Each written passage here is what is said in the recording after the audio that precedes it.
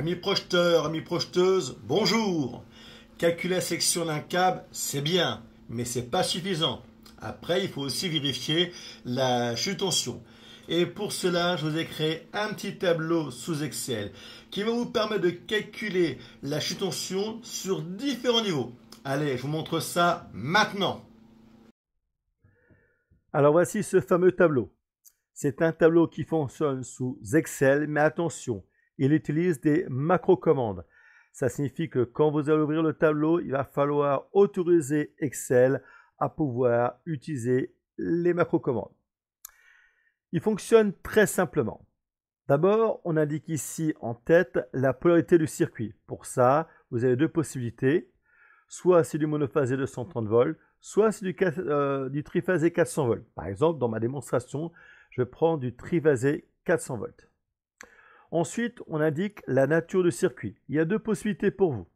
Soit c'est un circuit résistif où le cosinus phi est égal à 1, ou soit c'est un circuit inductif avec un cosinus phi en moyenne de 0,85. Je vais prendre donc un cosinus phi de 0,85. Ensuite, ici, on indique donc la valeur du courant d'emploi, le courant absorbé. Par exemple, ici, je vais indiquer, allez, 150 ampères. On indique ici la longueur du câble. Par exemple, ici, on va dire 22 mètres. Puis ici, j'indique la section du câble.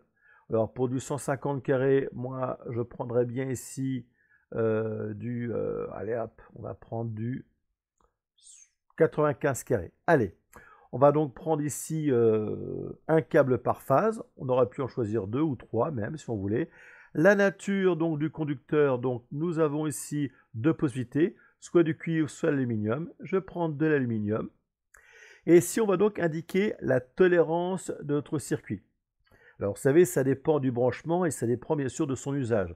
Par exemple, si je démarre à partir d'un tarif vert, c'est-à-dire un poste de livraison, pour alimenter par exemple des moteurs ou autres récepteurs, je vais donc pouvoir choisir ici une tolérance de 8%. Voilà. Ensuite, ici, vous voyez, tout est déjà calculé.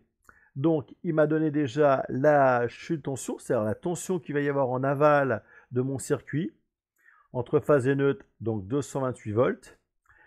La chute tension perdue, 1,23 volts. La chute tension en pourcentage, 0,54 volts. La chute tension en amont, il n'y avait rien forcément. Alors l'intérêt d'un tel tableau, c'est que maintenant, je pourrais rajouter un circuit supplémentaire. Et pour ça, ici, vous voyez, j'ai un bouton, ajouter un circuit. Il active une macro-commande. Il va donc mémoriser la valeur que je viens de calculer pour me permettre de rajouter un nouveau circuit. Voilà. Donc maintenant, j'indique mon nouveau circuit. On repart au départ avec du triphasé. Ça peut être du monophasé. La nature de charge, allez, ici, je vais prendre encore une fois du circuit inductif. Le courant d'emploi, bah, ici, on va dire que là, j'ai 68 ampères. Longueur de mon câble, ici, je vais prendre, allez, 122 mètres. Une section, donc, alors vous voyez ici, la station n'est pas conforme, mais là, ici, je vais maintenant rentrer la section. Donc là, je vais prendre du 35 carrés. Vous voyez, 35 carrés, ça ne va pas pouvoir passer.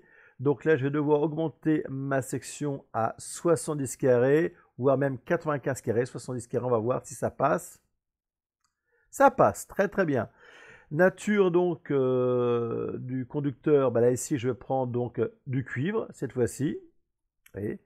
Alors le cuivre ça passe, mais est-ce que l'aluminium ça passerait? Ouais, ça passe aussi. Pourquoi pas? Très bien. Donc là je prends du cuivre. Là, il a bien sûr mémorisé la valeur que j'avais en amont tout à l'heure. Il rajoute donc la chute tension. Et au total, regardez bien, j'ai une chute tension donc de 1,69. Maintenant, je vais rajouter encore un autre circuit. Là, cette fois-ci, je vais donc avoir affaire à du monophasé. Nature de charge, cette fois-ci, ce sera un circuit résistif. Par exemple, pour alimenter un four. Courant d'emploi, ici, je vais mettre, allez, 28 ampères.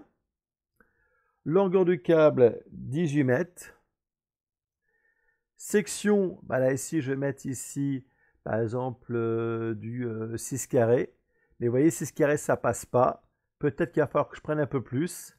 16 carrés, ça passe. Et là, on va essayer d'ajuster au plus juste. Allez, 10 carrés.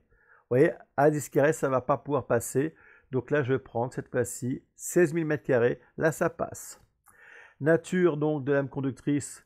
Donc là, l'aluminium, ça passe aussi. Mais je vais rester en cuivre. Voilà. Il m'a calculé mon circuit. Je peux encore, pourquoi pas, rajouter encore un nouveau circuit, etc., etc., à l'infini. Et puis, une fois que j'ai terminé, eh ben, si je veux redémarrer des nouveaux calculs, je clique cette fois-ci sur un nouveau bouton, nouveau calcul, il remet tout à zéro, et c'est terminé. Voilà mes amis, voici encore un nouveau tableau que vous allez pouvoir utiliser dans vos notes de calcul, et j'espère qu'il va vous servir. Je vous dis maintenant à très bientôt sur JB Projet Lec. Au revoir.